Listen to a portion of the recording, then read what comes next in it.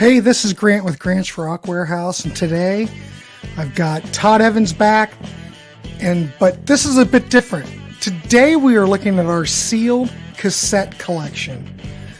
Todd's picked up some through the years. I've picked up some through the years. We're going to compare and contrast and look at what we've got. Is this the ultimate in geekdom? Yes, it is. So beware, if you need to turn around, do it now, because it's just going to get totally geeky. But right now, let's look at some upcoming programming on the channel. Upcoming this week, we've got a panel discussion and review of Big Country: The Crossing. So we're just going to go through this record, kind of dissect it. I have a feeling that this Big Country series may go on, so stay tuned. Check out my interview discussion with Jim Bocci, audio engineer, musician, member of Fuzzbubble, Hitman, and the Tiki-Aki Orchestra. We discuss tiki, power pop, guitars, the Blue Hawaiians, and everything under the sun. Also, next month, Tom Fox joins me to take a look at our top 2 favorite tracks from the first Morrissey albums. Stay tuned for the next episode in our Beach Boys series, where the panel reviews and rates selections from the Beach Boys catalog. The next selection, 1972's Carl and the Passions. So stay tuned for that. So without any further ado, let's get to our discussion about cassettes with Todd Evans. Todd Evans, how are you? Nice to see you. Welcome. I have my cassette shirt on. Welcome to the We have 5 people already watching. Welcome to the ultimate in geekdom. That's all I'm going to say, because today is different than any other episode we've ever done. Of course, with Ernesto, we're doing an 8-track episode. That might be even geekier than this, because Ernesto's 8-track collection is, well, if anybody knows Ernesto, he's all over. You've got to be invested with an 8-track collection, because you're going to be opening a whole bunch of them up to fix them. Look, we've already got people are already commenting. Oh, hang on, let's see. Todd, we have a lot of fans. Zeb, Cassette Rules. Star. Yes, it does, Zeb. Hey, Star, Hi, Star. How are you? Nice to see you. You have 300 sealed? This could turn into your greatest episode yet. That's really kind and overly optimistic, Byron. Well, you know, Byron, that This Is Shite episode with Davy has like almost 400 views. And the Cure episode is right behind it. You never know what's going to take off, but this might be weird enough that people like. Well, everybody likes you and Davy, but they also don't like that Boston album, so it's kind of a... Yeah, you know what? I know we're just kind of shooting the shit. I lost 2 subscribers because of that episode. Well, I'm all for not having negative topics, but I mean, when you're talking about an album like that, I think, that's not terribly but it's all in not good terribly fun controversial to some degree, right. Right. Anyway, hey John, thanks for joining us. None sealed. Oh, Zeb, well that doesn't count because these are sealed. That tells you how geeky we are. Now I do want to say that it's not like I'm really collecting these. It's that I come across them and anytime I see them, they're usually really cheap. So I just grab them. That's what I was going to say. I don't collect these as far as going to sellers who exclusively sell sealed CD cassettes. Mm-hmm. I don't do that because I think that can become a very expensive hobby. Mm-hmm. I pick them up in flea markets, antique stores, places like that. If I see a sealed one, I absolutely, and I am guilty of wanting to open them. So I like to buy 2 or more so that I can open one and keep another one sealed. So I do have a story. I did buy a box of Sony HFs. There's one era that, because if you watch Cassette Comeback, have you ever watched the episode where he's talking about the Sony HF? Is it these? Those are, or it might be these. Oh yeah, those are good too. They're all good. Up from like 1990 on, the HFs are all good. The Sony tapes, even from back in the day when I used them, Well, I still use them because I've got a 3-head deck. Every now and then I'll record stuff so I can play it in the car. Yeah, I do have a car where I do have a cassette player in it. I swear to God. But all those Sony tapes, top notch. I mean, you could get any of them during like the 80s or the 90s. It's all great stuff. Thanks, Ryan. I used to work at a record store chain called Turtles in Atlanta. And we had a accessories buyer, and his name was Ira, and he would get really excited about blank media. And so his thing was he would latch onto a brand, and then he would try to figure out a way to cut into the Maxell and TDK sales with another brand. And so we had these things called spiffs for BASF, and he would always say anybody who sells BASF gets a point, which is actually $1, and then he would add that to our paycheck. Really? And then after that, he got all excited about Sony, and his big thing was he would say, "No baloney, sell them Sony." And so that was his big. He would come in and teach us how to move people from Maxell to Sony, and I always thought that was very interesting. There must have been a better markup on the Sony stuff. There was, but it was great. There was more money, yeah. But it also was good, so that you didn't have to feel bad about sending somebody off with something they didn't want that was going to turn out to be crummy. Well, the first thing I'm going to share, I should let the guests go first, but I'm starting out. What the hell? I'm going to start out. What the hell? Here is an AD. Oh, nice. C60. I have one of those, but not sealed. It's sealed. Well, it's still sealed, but it's kind of falling apart. God, I got to work on my camera stuff. But the AD60, we're talking, this is like 77, 78. Now, if anybody remembers these tapes, since we're old, these were kind of like the top-notch high bias tape, kind of like in between the SAs and the Ds. These were great tapes. But yeah, the C60, you don't see many C60s. You see, well, they changed the color scheme in 79 and 81 to like blue, but this is like a 77, 78 version. All right, Todd, show me something. Is it my turn? Okay. Sure, why not? We're just winging it. We were talking about Sony tapes. This one, I'm pretty proud of. It's real hard not to open it, but I already have one that's open. This UX Pro. This is a UX Pro, and the UX Pro had a ceramic tape guide. So the inside of the cassette, down at the bottom where the tape was, it had this like little ceramic piece that was supposed. And the good thing about that is all of the movement mechanism was really smooth, so it didn't make impressions on your tape. And that's one of the things that you get with a premium tape. They call that that has a name, by the way. If you look at the surface of the tape and it has lines going through it instead of just being smooth, they call that railroading. I was going to say that's railroading. Yep. And so the higher quality tape, the more you spend on it, the less trouble you'll have with that. I've got some of these UXs from a slightly later. I think that this is like 1990. I used to have a bunch of those. I'm going to look this back in the day. Wait a minute. Let me look. Sony UX. Oh no.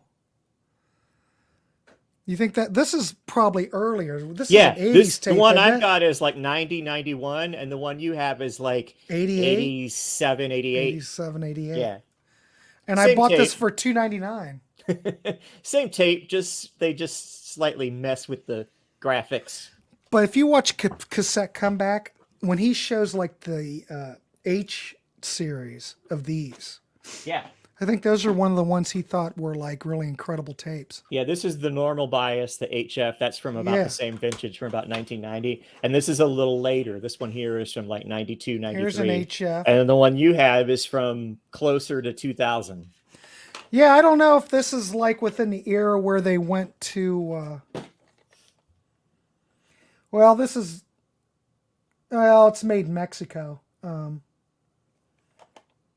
But I mean, these should be fine. Yeah, those are fine. Right. One of the things that happened, let me see. I do actually have one. One of the things that happened to Sony and Maxell tapes at the very, very end in that era right there. Yeah. If you look at that, if you look behind the pressure pad, you can see that there's like a little piece of metal. Yeah. It's supposed to shield from the magnetic fields. They just took that part out.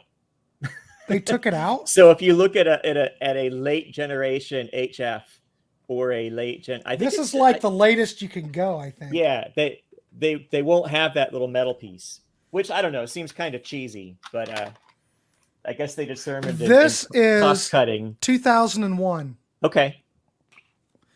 I just saw that Sean, if you don't mind me going to the comments, I saw that Sean Barnes go ahead. says that he had a bunch of them and he sold them, but all he has left is BASF Chrome Super 2 and a couple of Max LUR 60s. BASF Chrome tapes are my favorite to collect, and it's a crime that I don't have any sealed ones. And part of the reason is that I can't help but open them up.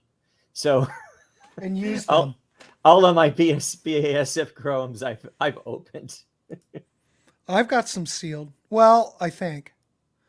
Let's see. What is no. I have some normal bias BASF. It's hard to get these graphics up.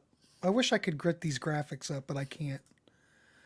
This is 1995, 1996. But they should be all right. I guarantee you there are two kinds of tape that will always work. One of them is a TDK-D, which looks like this, and the other is those empty Sony ferric tapes. I promise you, they never wear out. Well, I'll tell you, if you have a 3-head deck, you might see these out in the wild because you're running out of tape stock. If you're like one of those people that are into recording and things like that, the only way you can really find anything is if it's used. Well, what's the national tape company? Oh yeah, you've got some of those. Yeah, I've got. I only have the one that you sent me, which isn't sealed. Where is it? Crap, I can't find it. Maybe I didn't pull it. So a lot of these, but these they don't. This is the national tape company that does a lot of dupes. You know, if you see anything in the store where, you know, anything pressed now, I say the word pressed, anything copied like on a cassette, this is the company that does it here in the States. For a very long time, a lot of the later generations of not just this particular brand tape, but of many brands, there was a lot of leftover BASF tape stock in big giant pancakes. And a lot of that stock got sold off to other companies. And it's the same with Maxell UR. And so a lot of things that were made in the 2000s and 2010s is actually tape stock that was from the late 90s. That they just still have it. So that's why for a long time people were saying, well, Maxell is still making URs. So I guess they still make them. Well, they hadn't made them in a very long time. Right. They were just using up. They were using up all BASF. of it. BASF. Some of it's BASF. I mean, the Maxells I think are actually Maxell tape, but it's the same deal. It's old, right? Not old, not so old you can't use it, but it's been around. No, because don't forget, anybody who's watching this, you've heard where they have to, you know, bands. Let's say they take Van Halen 2. After all these years, the master tape the oxide starts to, shall we say? I don't want to say it's flaking off, but it becomes sticky. You don't have to worry about that with cassette tape because it's a different type of tape. You never have to bake this stuff. Now, cassette tapes do occasionally have problems where they get magnetized and they won't move and stuff like that, or they stretch out. But it's a different thing than it's a different formula, than what reel-to-reel tape is. Yeah. But yeah, like I bought like, I don't know. I bought one of these and I opened it up and used it, and it was just fine. It was just like it was new. Yeah. It was like it was new. Yeah. Byron says he's got some ODs. Those are cool too. Uh-oh. Where's OD90s. ODs are a premium ferric. So does everybody know the different kind of tape? So it's like there's ODs are early because they quit doing that. Yeah. So like normal bias tape is also considered, they call it ferric tape. And that's just what they call the substance that it's made out of. And then there are tapes like BASF Chrome that have the word chrome in the title, and those actually have chromium dioxide in them, and they're type 2. But there are also high bias type 2 that are actually called cobalt doped, and that's what most type 2 tape is, like these UXs. That's what Maxell XL2 and XL2S is. It's not type 2, and chrome is not necessarily the same thing. Type 2 is extended high end. Sometimes it has chrome in it, and sometimes it doesn't. OD. I'm trying to look up OD. What year are those from? OD was about the same time as that AD that you have. Maybe a little earlier. I think they went up to like 77 or something like that. Yeah, I can't find them on this site. That's pretty cool, though. That is cool. That is very cool. All right, show me something else. Oh, you want me to go? Okay, Yeah, so there are a couple of different kinds of tapes that I like to collect because they don't cost as much, but they're still good. And one of those is Scotch. And so this is a Scotch XS2, which is a type 2 cobalt doped tape. And then this is a CX, which is a premium ferric. Here's a BX. And then there are BXs. And then there are late generation BXs that are actually, instead of made in Korea, they're made in Hong Kong. And the tape is just as good, but the shell is a little bit cheaper. Yeah, So as these even tapes, though these look the same, they are not the same. As they kept going, they cheapened them. Yep, they cut corners wherever they could, and then the other brand that I like, and this brand is hit or miss, but a lot of their stuff is really good. This is a realistic. Oh yeah. And I like these a lot. This is the premium ferric. There's also a green one that's a chrome, and there's a red one that's low noise, which is like an entry level. And wasn't that BASF tape? It came from different places. It depends on the vintage, and then these ones right here, they sort of don't count, but this era, this is like 1980, 81. These weren't actually sealed. They just had this little gold, like, so this one is sealed, but not really, because I sort of opened it up and there it is. But back when I was technically a kid, it's sealed. Back when I and was then there's a kid, the high bias one right there. We would never use the Radio Shack stuff because we always thought the Radio Shack stuff was subpar. Incorrect. Yeah, I know. I know. But it depends on what you're talking about. If is it subpar compared to a Maxell XL2S? Yes. It just depends. So yeah, it depends on what you're comparing it to. But the other thing is what I was going to say. I totally forgot what I was saying. The whole thing with, if you have a 3-head deck, though, you can dial in any tape. Well, you can make the like most of just about a anything. Sertron. Even then, depending on what tape they put in it, you can get a good recording. It depends, because like something like a Sertron, the quality wildly varies. So most of them are junk. Every once in a while, you get a good one. I mean, it's not worth it trying to go find them to see if you get a good one. Because... Hell, I haven't seen a Sertron in years. I also like JVCs. Yeah, you don't see JVCs. These JVCs are really, really good. Yeah, I don't have any of those. These are the only two that I have sealed because I've opened up the rest of them and used them. I've got metal TDK 110, but it's a metal tape, but it's a 110 for crying out loud, which is not good, but someone would want a metal. Yeah. So what do you have? I've got more to show, but Oh, I've got more. Here's a... Let me see if I can find out what year this is. This is an SA90. This is a late one. This is... Maybe you even know. Oh, yeah, that is a late one. That's like 2006, 2007, something This is like that. 03 to 05. This is the last batch. I have and this is the batch before that right here. Yes. This is late 90s or early 2000s. This is kind of in that same genre from 03 and 05. Yeah. Was that a Power CD90? Power 90, yeah. Which I really don't know where that actually fits in. I think that might be...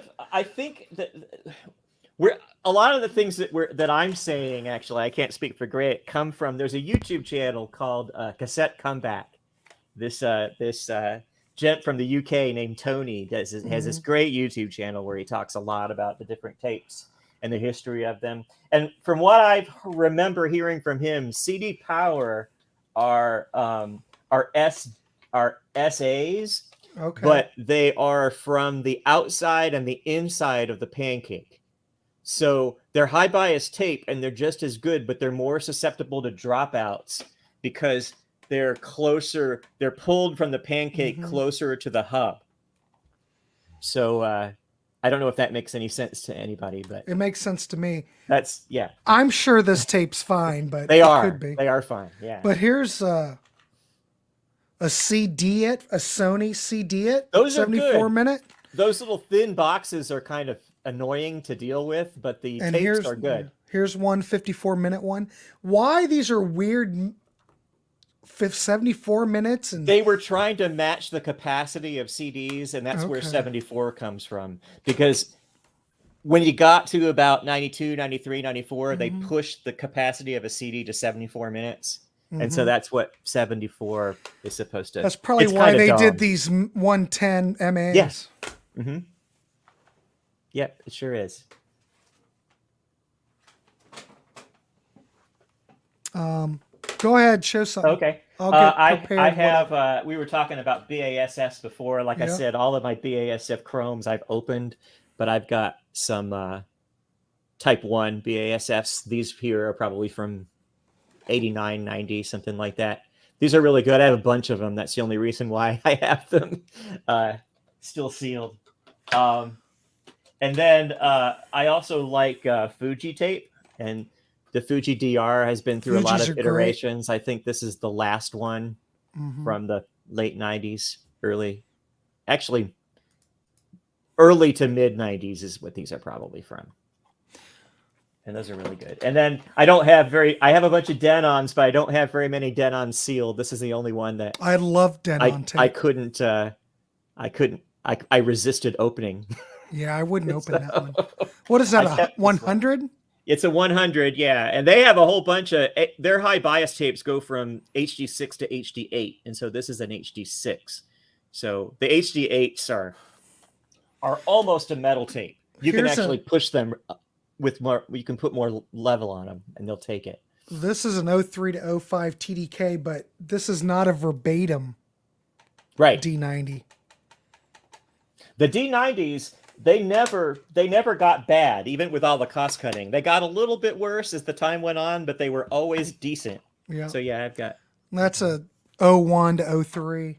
It's hard to believe that these are this old. This is like a 1990. Yeah, that was a great version. Yeah. And then I've got a couple of different essays.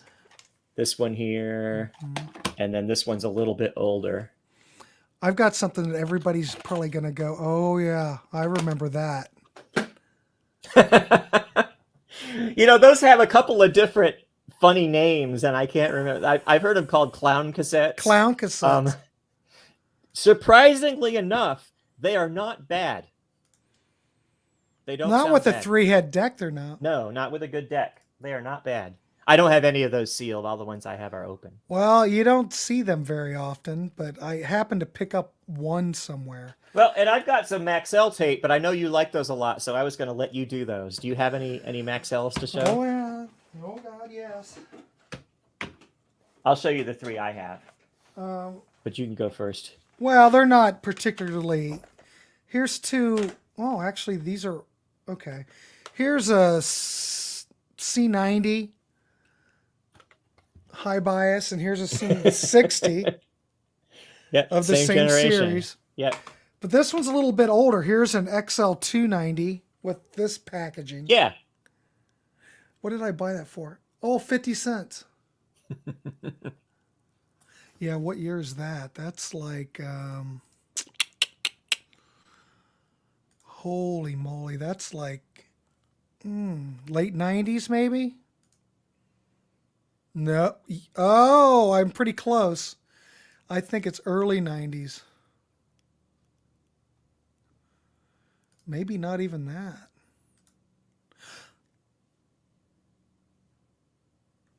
It looks like... Wait, show it again. No. What is your era? Oh, that's like 96, 97, 98.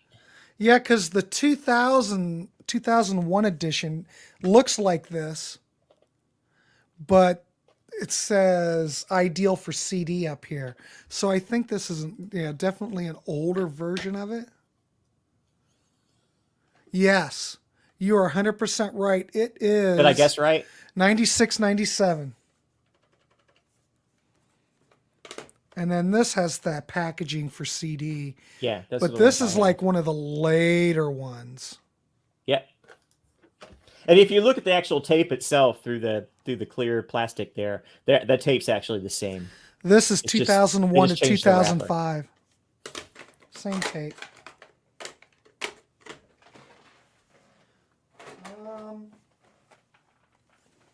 Fuji DR2. Yeah. Do you have any of those? I don't have any DR2s. I just have DR1s. Just as good. I have them. I just used them. Here's a TDK CD Power 110. Yep.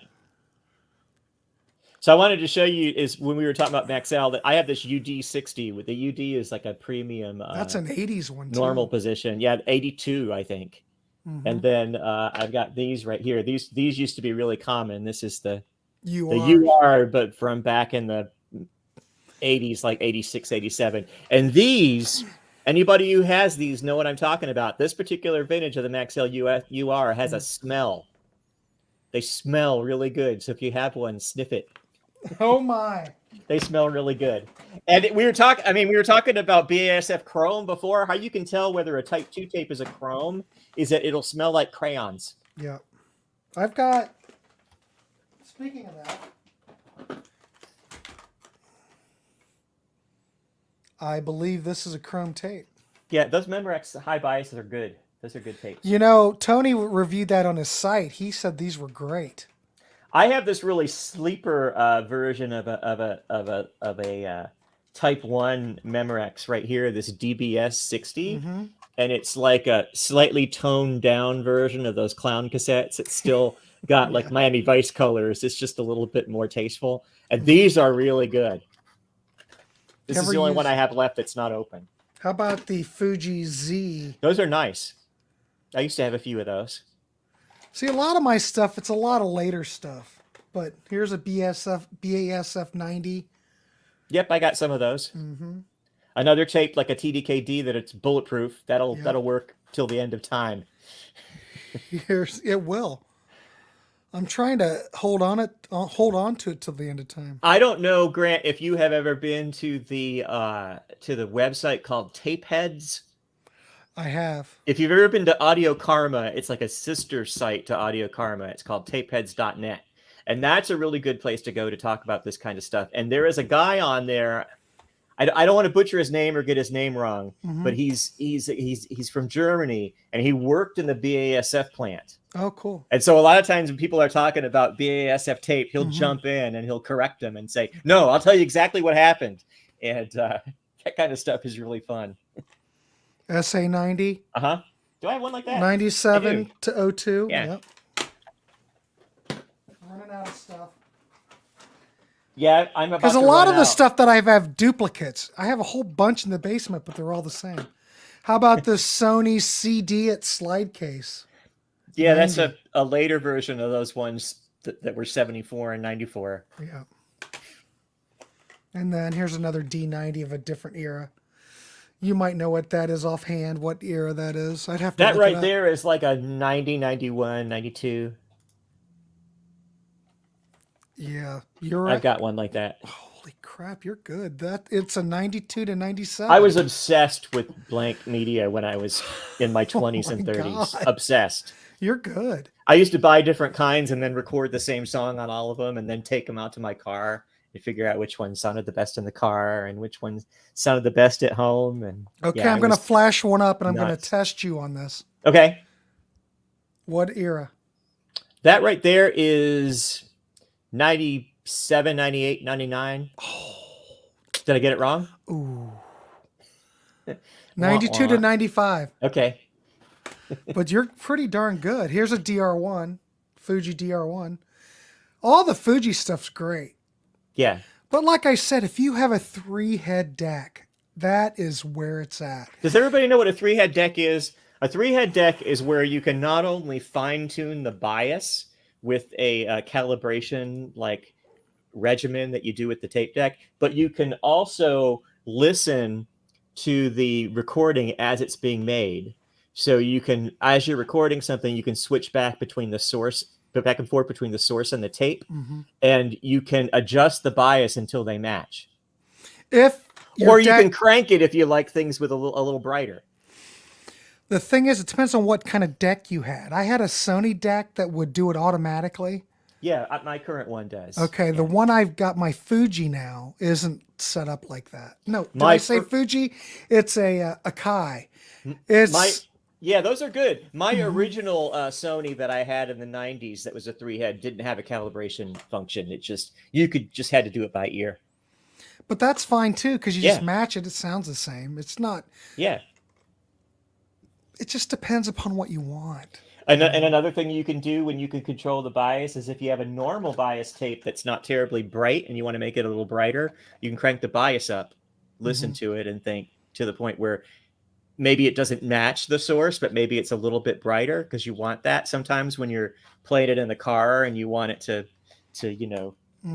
rise over the road noise. You can do that, or you can make it match. Either way, it gives you a lot of freedom to make the recording sound the way you want them to sound. Oh, I think I already showed one of these D90s. Here's an HF. I think we already looked at one of those. Yeah. But this is the good era. Yeah. If you watch Cassette come back, whatever era this is that looks like this packaging, Sony would change their packaging damn near every year.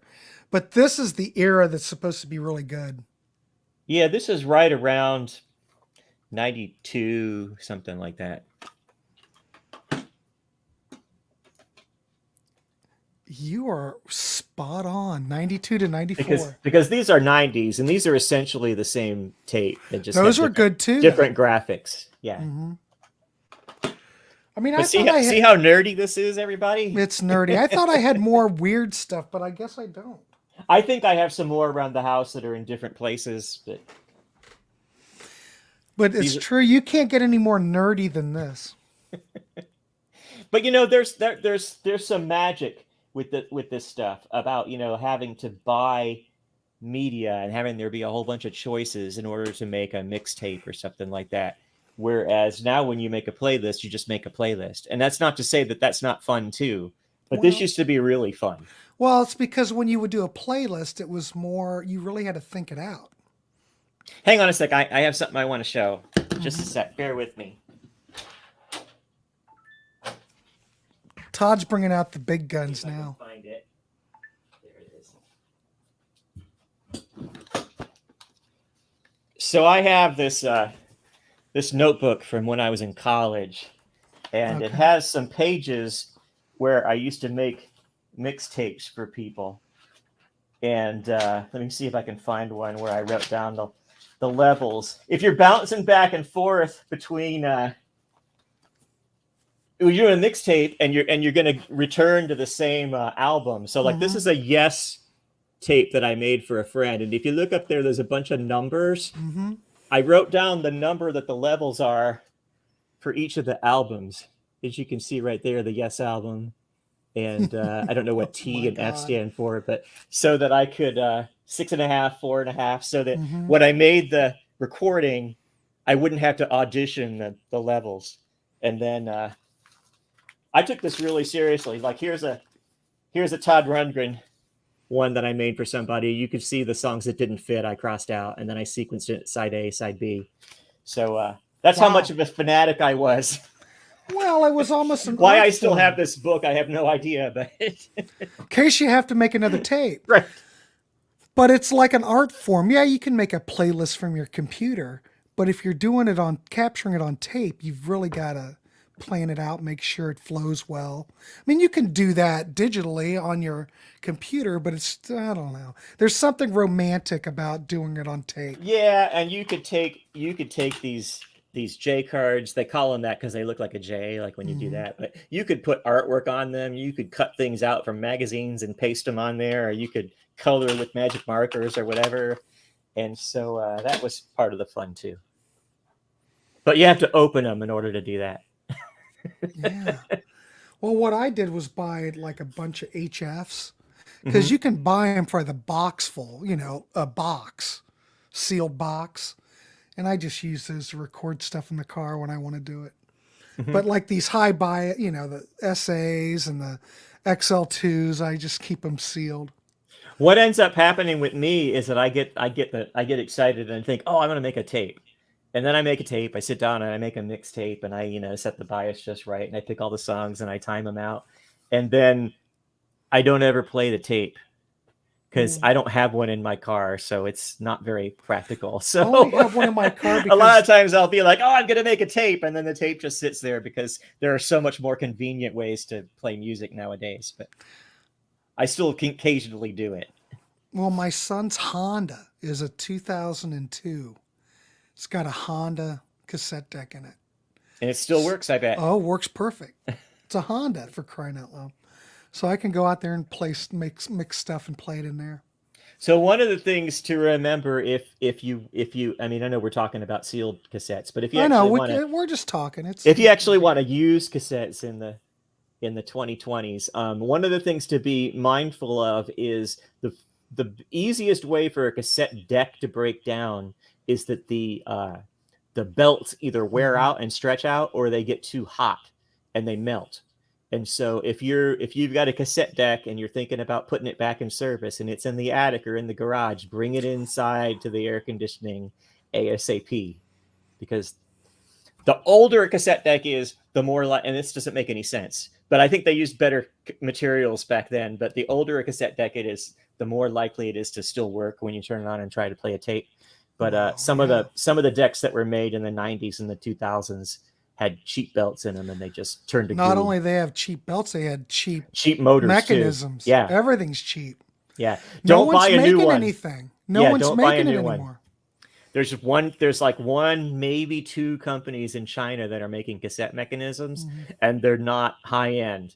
So if you get like a Tascam, like a Marantz, like a good name cassette deck, and it's made in the current day, it can only be so good because the companies that made the mechanisms don't do it anymore. There's only one or two left. Yeah, the days of the cassette are gone. Yeah. You're better off getting an old deck and then taking it to a shop and having them go over it. That happened about when Sony stopped. Sony had one cassette deck. It started with a 4. It was like the TC 430 or something like that. And that was the last one they ever made. And I think they stopped making it about 2011 or 2012. And when that happened, that was the last of the decent ones. And now they're not good. So they're terrible. But there are plenty of old decks out there. There are, and there are plenty of people who know how to fix them.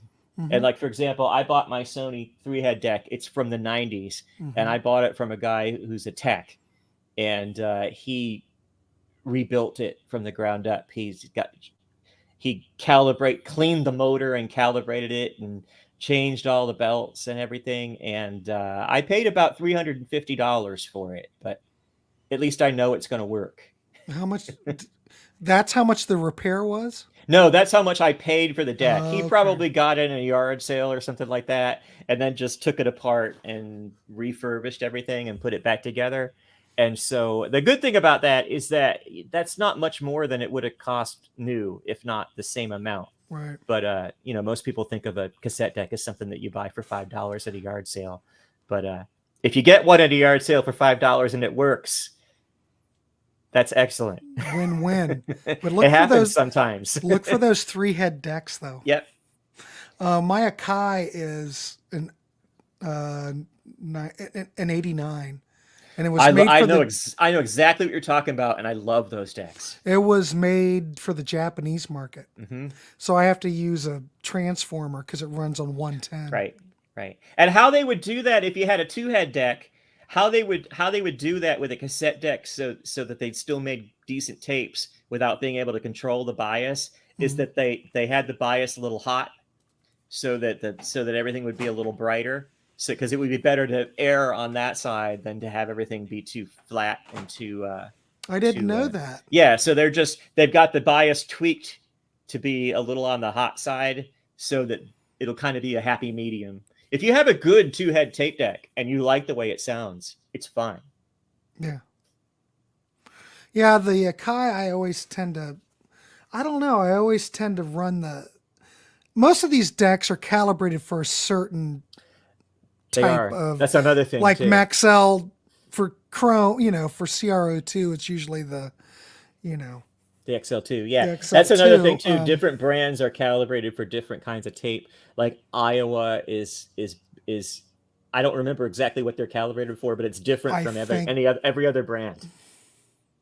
It's like I don't know JVC what the Sakai or something like that. Yeah, but none of that really matters. Nah, because you can tweak it. But yeah. The deck that I got it off eBay, and it was from actually a pawn shop in Columbus, Ohio. So I bought it off of eBay. I said, well, I'm just going to come down there and pick it up. Mm-hmm. So that's what I did. But eventually it ran okay for a while, but it started to malfunction. It needed new belts and everything. Did you send it for service? I did. Good. Yeah, there are still people that work on them. Mm-hmm. So, but it's a great deck. It sounds great.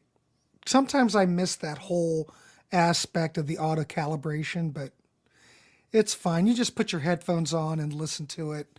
You just match it up. It's no big deal, But it's fun. I still like it. Yeah. I'm nostalgic. That's what I grew up on. When I was a kid, they always used to have like Rock Stars in Concert and King Biscuit. Every time that they would have like a band I would like at King Biscuit during the nights. I used to record those, like Cheap Trick and the Utopia Show. Yeah. Oh, there were tons. And I would record those and I would play those in my little boombox all the time. Yeah, there was that Utopia Show that they also videotaped for the USA Network. It was, 1980? New Year's Eve, 1980 or something like that? Well, I thought the USA Network one was the Utopia show from 82. Oh, it is. You're right. 82. Mm-hmm. Yeah. And that was also on the radio. And I used to have a cassette of that. I used to record Genesis was on all the time. And so there was one point where I had maybe 12 or 13 different versions of the In the Cage medley because they always played it. And then, it would be like, tonight, Genesis from Philadelphia. And it would be, a slightly different show than what was on Three Sides Live or whatever. And I used to have all of those. I used to, what was that one? Can't remember the name. Rockline was one of them. And then there was Redbeard was the guy's name. Yeah, I used to record all of those. There was a Utopia show. I think it was their Halloween show from 1980. And I can't remember if it was on. I don't think it was King Biscuit. It was one of those. But they have a version of we're playing. Oh crap! It's on Swing to the Right. Liz Estrada? No, but it's an outtake from Defacing Music. Oh, okay. Oh, it's on the tip of my tongue. One World? Yes. Okay. One World's an outtake from Defacing Music. But the live version has alternative lyrics. Oh, okay. Now, I don't know if you're familiar with this, but in Japan, they put out these Rhino CDs of a lot of these Todd Rundgren shows and Utopia shows. Mm-hmm. And I don't have any of them, but okay. But they're on Rhino in Japan. Mm-hmm. Well, they put out that Utopia show from Halloween with One World with the alternative lyrics. It's that same show. Okay. So I was able to pick it back up because I had the cassette, but my goodness, I don't know what I did with it. I kept the tapes of those radio shows until probably like 2000 or 2001, and I finally got rid of them. And I wish I hadn't. I've still got like Tom Petty. There was a show that I think it might have been King Biscuit. It must have been, gosh, it must have been 79. I still have it. It sounds great. The tape is still intact.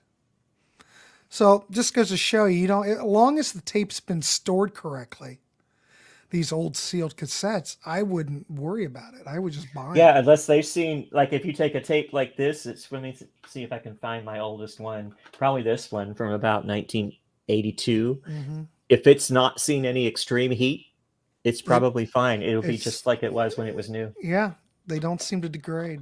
Nope. So there you go. Yeah, I don't have anything else. That's about it. Yeah, that's all I got too. Everything else I have, Todd's all duplicates. Like I'll have I have a whole box of these, and I've got more metal tapes, but they're all TDKs. I do believe I have a Sony metal, but for some reason I didn't see it. I know I've got one. All my metals are open. Yeah. I remember back in the day, I would record on metal. I don't know. I miss that stuff, though. It's too bad they don't make really anything anymore. I can remember going to Tower Records in Atlanta, and it was like a candy store for blank tape. Mm-hmm. It was just this one aisle that went the entire length of the store, and it was just every brand that you could imagine. And it was fun. Life goes on. But I wasted a lot of my money. Yeah. I wasted a lot of money too. All right, I guess we've done it. I think so. It was a fun discussion. It was. I like show and tell. Yeah. I mean, if this isn't the ultimate in geekdom, I don't know what is. Now, I don't know if it's worthwhile for us to do a show about cassettes that are open, but I have a ton of really interesting stuff. Maybe someday we'll drag all that out. I've got some. The ones that I have are when I was a kid that I've saved. I've got some of those too. Like the Tom Petty and the Cheap Trick, where I would go on the typewriter and I would make labels and then I'd stick it on there. Yep. And then in the 90s, I had, what was that Microsoft program that they don't make anymore? Not PowerPoint, but there was some publisher or something like that I used to have a cassette template, and so I could make a cassette label and use different fonts. I think it was Microsoft Publisher, and I would use different fonts, and I'd try to match the fonts, like to the bands. If I could get real close to what Cheap Trick looks like or whatever, I'd try to make it look like. That was fun. I love that. Those were the days. All right, well, everyone, I hope you enjoyed that moment in geekdom. So that's what we've got. A whole bunch of blank cassettes that are just sitting here sealed. Right. Not being used. And not being used. So I'm glad we could share that with you so you could wonder why and think, oh, these guys are out of their minds. No, there are people that collect these, and they have collections that are like an entire wall or sometimes an entire room.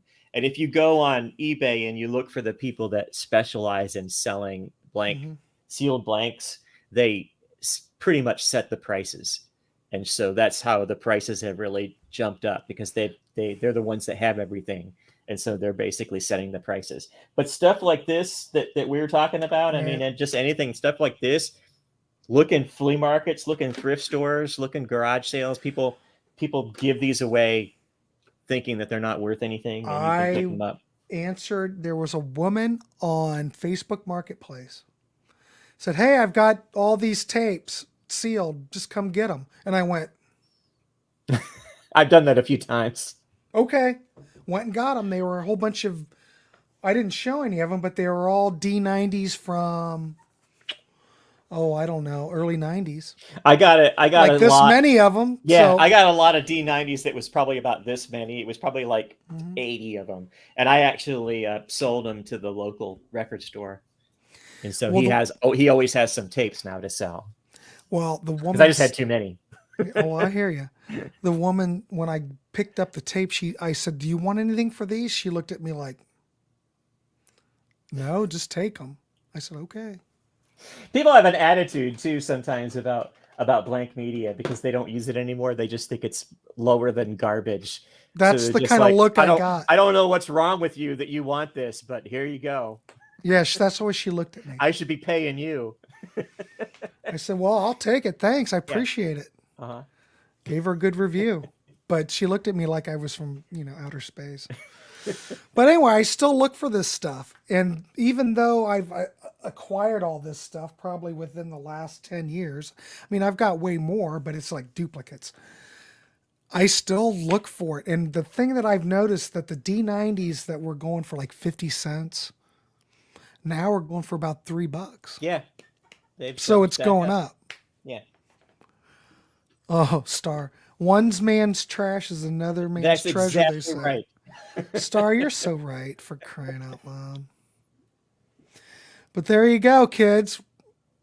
Another episode in the can of, cassette talk that we've never done before. Thanks for joining us for this. Yeah, we've got people watching this one because they're probably fascinated that we exist. So right. It was fun. And Todd, I appreciate you coming on. Yeah, if anybody's curious about learning more about this stuff, look up the YouTube channel Cassette Comeback on YouTube. Very interesting show. Yeah, now I'm going to have to resubscribe because I was a subscriber. Well, he was selling cassettes and he ran out of stock. And so he got the guy who runs the channel got kind of disillusioned because he was like, I don't know where I'm going to get any more stuff to talk about. And then after a while, he did find some stuff. And so he cranked it back up about 6 months ago. So. Oh, good. Well, then I'll look for him. Loved his channel. Yeah. So I would recommend anyone out there, if you just have any interest in that, to look for that channel. It's great. But you never know, Todd. We may do something. We'll look at all these ones that are open for the hell of it. Okay. But we've got a lot of content planned down the road. So maybe in 6 months or something. Yeah. Is there anything you want to plug while you're here? Is anything coming up for you? No, I've recently, not too long ago, did the deep dive on Rush fans for A Farewell to Kings. And so that was an honor to do. And that's only been out a couple of weeks. And as far as stuff that's coming up, most of it's on this channel. So I'll let you plug that. I already ran some in the beginning. That's right. You already did. And then on Ryan's channel, on Ryan's Final Destination, there's some good stuff coming up. We're going to be looking at the Queen albums and. Oh, that's right. That's in October. Yep. So check out Ryan's Vinyl Destination, Peter Kerr's Rock Daydream Nation. Yeah, I was just on that. Were you on that, Grant? I was on that 2002 show. No, I couldn't make it. Yeah, that was a lot of fun. Where we each picked a song from 2002, and then they're going to make a Spotify playlist of everything we picked. So that should be fun. And on Peter's channel this weekend, we're going to look at our favorite church albums. Oh, that'll be fun. That was very hard to do. I've only got 3 or 4 of them, so there are some that I haven't heard yet, or haven't heard in a very long time. I mean, you could pick any church album, and you're all good. You're good to go. You're good to go. That's why it made it so hard. Mm-hmm. But there is one that's close to my heart from the 80s that when I was a wee lad that made a big impression, and that's still my favorite. So it's probably going to be a bit contrarian, but whatever. All the church stuff is great. Yeah. So there you go. All right, guys, we're going to wrap this dog up. I want to thank Todd Evans. I want to thank everybody that came on. Byron, Star, Sean, nice. Thanks for tuning in, Ryan. Nice to see you guys. So we're going to sign off. John Clauser. John Clauser. Yeah. Holy crap. John always pops in for a moment. Uh-huh. But anyway, I want to thank everybody for coming on, and there's more content on the way. So like, subscribe, the whole ball of wax. Star, you have a great night too. All right, we'll see you. Thanks, Grant. Night. Night, everybody.